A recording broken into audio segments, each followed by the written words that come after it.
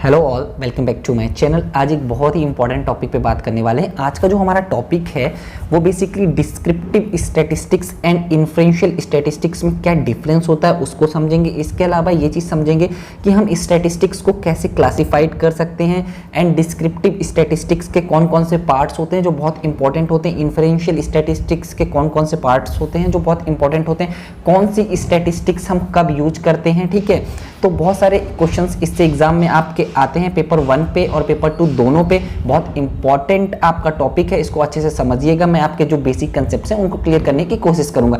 इससे पहले मैं एक वीडियो ऑलरेडी आपको प्रोवाइड कर चुका हूं जिसमें मैंने सैम्पलिंग के जो बेसिक कंसेप्ट्स हैं वो डिस्कस किए, लाइक सैम्पलिंग फ्रेम क्या होता है, सैम्पल यूनिट क्या होता है, पॉपुलेशन क्या होता है, आपका सैंपल क्या होता है, स्टैटिस्टिक्स क्या होता है, पैरामीटर्स क्या होता है। अगर आपने वो वीडियो नहीं देखा है तो आई बटन पे आपको मैं लिंक दे दूंगा, आप जाके वहां से देख सकते हो। ठीक है, ये थोड़ा सा अबाउट मी।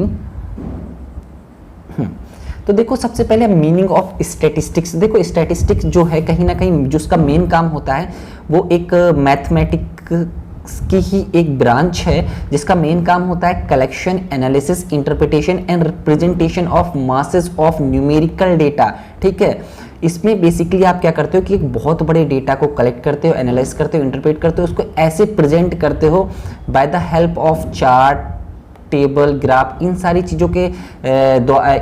चीज़ों की हेल्प से आप उस डेटा को ऐसा प्रेजेंट करते हो कि आपके डिसीजन मेकिंग में बहुत ज़्यादा हेल्पफुल होता है। बहुत बड़ा डेटा एक छोटे फॉर्म में कन्वर्ट कर लेते हैं और उसको डिसीजन मेकिंग में कहीं ना कहीं यूज़ करते हैं। ये बेसिकली जो आपका डील करता है स्टैटिस्टिक्स, क्वांटिटेटिव डेटा पे डील करता है मोस्टली।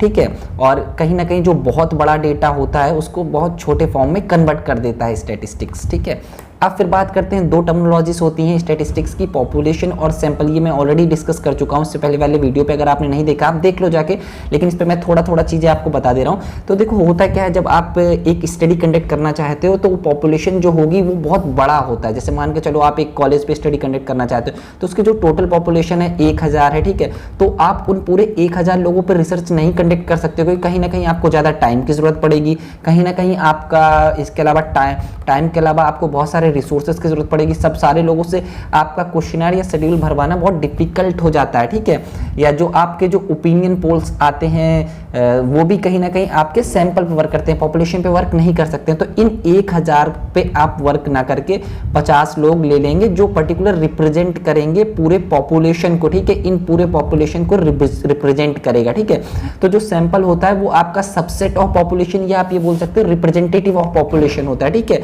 कि जो आपके पॉपुलेशन को रिप्रेजेंट करता है। फिर हम बात करते हैं टाइप्स ऑफ स्टैटिस्टिक्स की। तो दो बेसिस पे आप इसको क्लासिफाइड कर सकते हो। सबसे पहले आपका descriptive statistics and inferential statistics. जो आपका डिस्क्रिप्टिव स्टैटिस्टिक्स होता है बेसिकली पॉपुलेशन पे वर्क करता है, हमेशा ध्यान रखिएगा। इन्फ्रेंशियल स्टैटिस्टिक्स आपका सैंपल पे वर्क करता है। फिर आपका जो डिस्क्रिप्टिव स्टैटिस्टिक्स होता है वो फर्दर डिवाइड हो जाता है मेजर ऑफ सेंट्रल टेंडेंसी, जहां पे आपका मीन, मीडियन, मोड आएगा, और दूसरा आपका डिवाइड हो जाता है मेजर ऑफ वेरिएबिलिटी। ठीक है, तो वहां पे आपका range, variance, standard deviation, dispersion, ये सारी चीजें आएंगी। फिर हम बात करते हैं एक बेसिस पे और इसको क्लासिफाइड कर सकते हैं, theoretical statistics and applied statistics. तो अप्लाइड स्टैटिस्टिक्स जो फर्दर हमारा डिस्क्रिप्टिव एंड इन्फ्रेंशियल में डिवाइड होगा। तो डिस्क्रिप्टिव जो होता है बेसिकली हमारा organise, summarise and presentation of data, जिसका मेन काम होता है, इसको और आगे अच्छे से डिस्कस करेंगे। लेकिन जो इन्फ्रेंशियल स्टैटिस्टिक्स होता है जिसका मेन काम होता है drawing conclusion about a population based on the data observed as sample, जो मैंने ऑलरेडी आपको बता रखा है। कहीं ना कहीं जो इन्फ्रेंशियल स्टैटिस्टिक्स होता है वो सैंपल पे वर्क करता है। ठीक है, फिर अब हम बात करते हैं डिस्क्रिप्टिव स्टैटिस्टिक्स की। तो देखो, डिस्क्रिप्टिव स्टैटिस्टिक्स का जो मेन काम होता है डिस्क्रिप्शन ऑफ पॉपुलेशन, कहीं ना कहीं जो आपकी पॉपुलेशन होता है उस पे वर्क करना होता है, आइदर थ्रू न्यूमेरिकल कैलकुलेशन और ग्राफ और टेबल, कुछ भी हो सकता है। It provide graphical summary of data, it is a simply used for summarising object etc. The summarisation is one form a sample of population using parameter. देखो, मैं already बता चुका हूं, जब हम पॉपुलेशन का मीन निकालेंगे जिसे हम बोलते हैं पैरामीटर, और मैं आपको ये भी बता चुका हूं कि जब हम बात करेंगे डिस्क्रिप्टिव स्टैटिस्टिक्स की तो वो कहीं ना कहीं पॉपुलेशन पे डील करेगी। जब पॉपुलेशन पे डील करेगी, जब हम उसका मीन निकालेंगे तो जिसे हम बोलते हैं पैरामीटर, जिसे हम रिप्रेजेंट करते हैं म्यू से। ये सारी चीजें पिछली वाली वीडियो पे मैं ऑलरेडी डिस्कस कर चुका हूं, such as a mean and standard deviation. फिर मैं और ये देखो, आपका जो डिस्क्रिप्टिव स्टैटिस्टिक्स होता है वो दो चीजों में डिवाइड होता है। पहला जो आपका होता है मेजर ऑफ सेंट्रल टेंडेंसी, दूसरा जो होता है मेजर ऑफ डिस्पर्जन या मेजर ऑफ वेरिएशन। जो ऑलरेडी हम इससे पहले वाली स्लाइड में डिस्कस कर चुके हैं।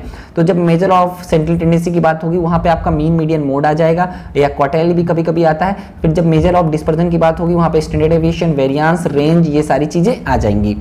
अब बात करते हैं इन्फ्रेंशियल स्टैटिस्टिक्स की। तो देखो इन्फ्रेंशियल स्टैटिस्टिक्स जो होती है बेसिकली सैंपल पे वर्क करती है, ठीक है, ध्यान रखिएगा। Inferential statistics make inferences and prediction about population based on sample of data taken from population. इसका जो मेन काम होता है, जो सैंपल होता है आपका, ठीक है, ये जैसे आपका पूरा पॉपुलेशन हो गया, फिर इसके बाद आपने सैंपल निकाला, तो आप सैंपल पे जो काम करोगे उसका इन्फ्रेंस आप पॉपुलेशन पे या कंक्लूजन निकाल सको, वो आपका इन्फ्रेंशियल स्टैटिस्टिक्स का काम होता है, ठीक है।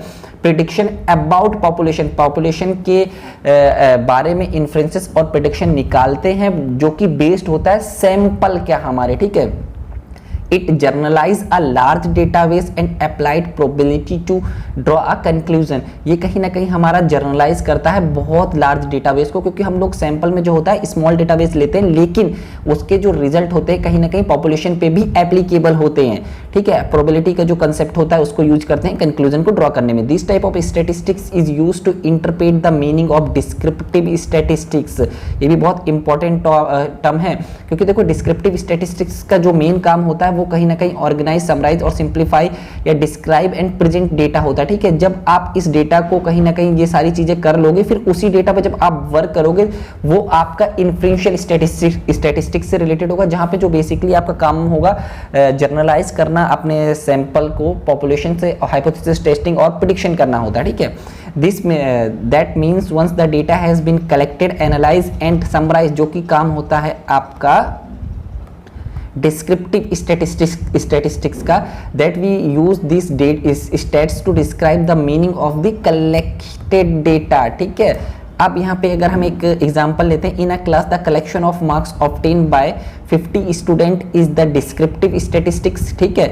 आपका जो एक क्लास है जिसमें 50 लोगों के जो मार्क्स हैं वो कहीं ना कहीं डिस्क्रिप्टिव स्टैटिस्टिक्स का पार्ट होगा। Now when we take out the mean of the data, the result is the average of marks 15 students if the average mark obtain by 50 student is 88 out of, ये कहीं ना कहीं conclusion की बात हो गई ना। Then we can reach the conclusion और give a judgement on the basis of result. तो ये आपका जो होगा, ये जो होगा इन्फ्रेंशियल स्टैटिस्टिक्स का वर्क होगा। आपके मार्क्स जो हैं अगर 100 पे 88 आ रहे हैं 50 स्टूडेंट्स के, जब आप एवरेज निकाल रहे हो तो मतलब कहीं ना कहीं स्टूडेंट्स का परफॉर्मेंस ठीक है, और जो टीचिंग का जो मेथड है या टीचर का कहीं ना कहीं जो पढ़ाने का तरीका होगा अच्छा होगा। ये एक तरीके से हम कंक्लूजन फाइंड कर सकते हैं। लेकिन अगर यहीं पे अगर जो एवरेज है 40 होता है या 30 होता है तो फिर वो चीजें अलग होती है कि जो स्टूडेंट्स के मार्क्स हैं वो सही नहीं है और टीचिंग का जो मेथड है वो भी कहीं ना कहीं अच्छा नहीं है। फिर अब हम बात करते हैं डिस्क्रिप्टिव और इन्फ्रेंशियल स्टैटिस्टिक्स के डिफरेंस की।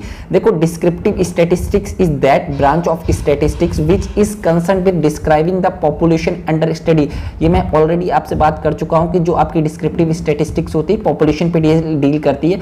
Inferential statistics is a type of statistics that focus on the drawing conclusion about the population on the basis of sample analysis।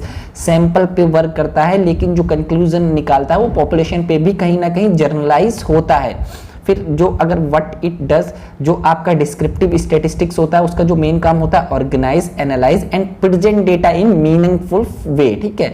यहाँ पे जो इन्फ्रेंशियल स्टैटिस्टिक्स का काम होता है उसका काम होता है compare, test and predict data.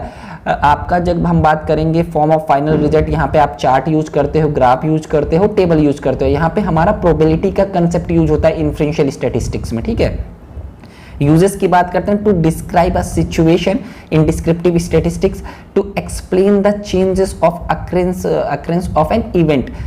Function की बात करते हैं, it explain the data which is already known, to summarise sample. इसका जो मेन काम होता है आपके डेटा को समराइज करना होता है, कलेक्ट, ऑर्गेनाइज, समराइज और एनालाइज करना होता है। It attempt to reach the conclusion to learn about the population that extend beyond the data available. ये चीज जो है ना कि यहाँ पे जो आप एक कंक्लूजन में पहुंचने की बात करते हैं, यहाँ पे हाइपोथेसिस टेस्टिंग इसीलिए करते हैं, ये सारी चीजें इन्फ्रेंशियल स्टैटिस्टिक्स में होती हैं। फिर ये एक सिंपल सा क्वेश्चन है, इसको करिएगा, देखते हैं कितने लोग इसका आंसर दे पाते हैं। बहुत सिंपल सा है। एंड प्लीज चैनल को सब्सक्राइब करो, जितना हो सके वीडियो को शेयर किया करो, and please please please like कर दो वीडियो को। And thank you.